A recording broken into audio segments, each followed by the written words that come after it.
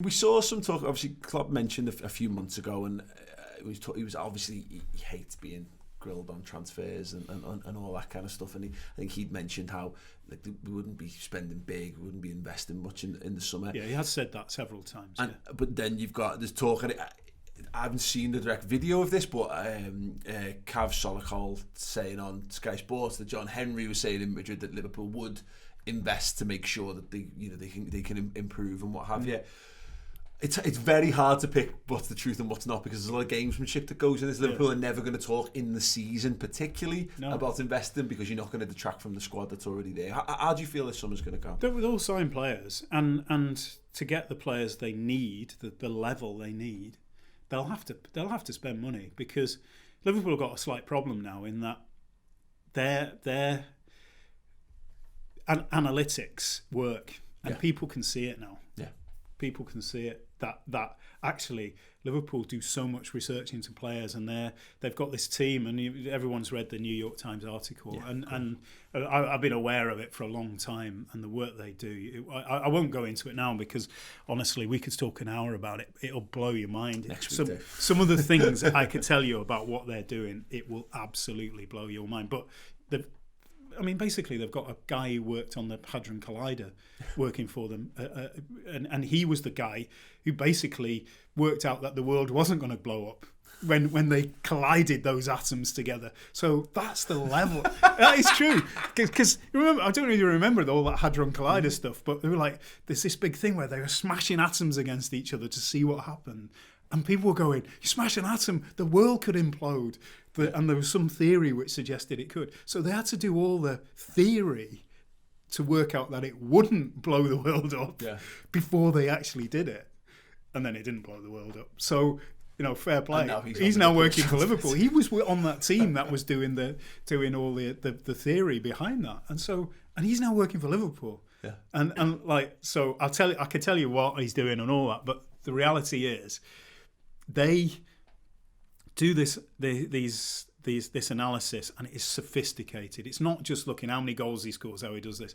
They've got this program that they're developing that they can tell you what influence he has in a game when he doesn't have the ball, that sort of stuff. Yeah. So finally you can quantify the job that Firmino does, or you can quantify the job that Wijnaldum does, and everyone goes, Wijnaldum, he never touches the ball. He doesn't need to touch the ball to be hugely important in that team.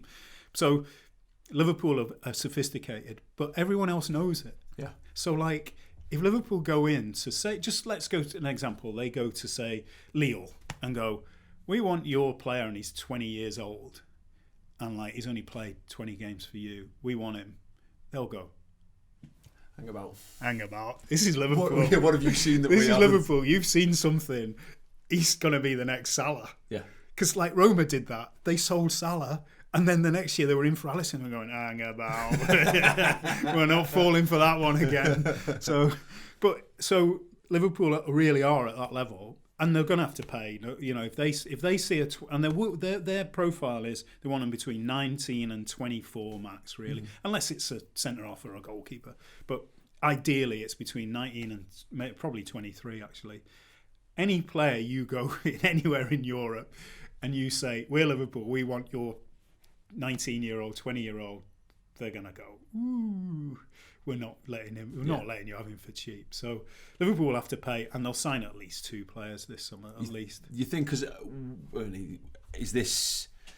How do you go about improving a 97 points European Cup winning? Well, you've got to have faith in your team, and that's why all this we just talked about is so important for Liverpool now. And they spotted stuff. They have spotted stuff. You have to give it to them. I saw a tweet by the guy, and his name now escapes me, but he's one of the great, he's the analyst who he promotes himself a lot on Twitter, and he worked with teams in Sweden and other places, and he's now got his own stuff. And he said, he said, I keep hearing that there needs to be a football team that does the money ball, that that the same as in baseball. And he said, but we've already got it. It's Liverpool. And what was his name? Anyway, it's a bit embarrassing not remember his name, but that was a tweet he did, and he's right. Yeah. Liverpool have proved that analytics can work in football. can't just be analytics. Sure. You need a coach who's like the best coach in the world, which strangely enough they have. Yeah. But they have now such a sophisticated analysis that they can find the right players. Well, we can put mechanical devices on Mars. It stands to reason that as though football has been very resistant to analytics down the years because it is so much more random, in the things that can be constructed.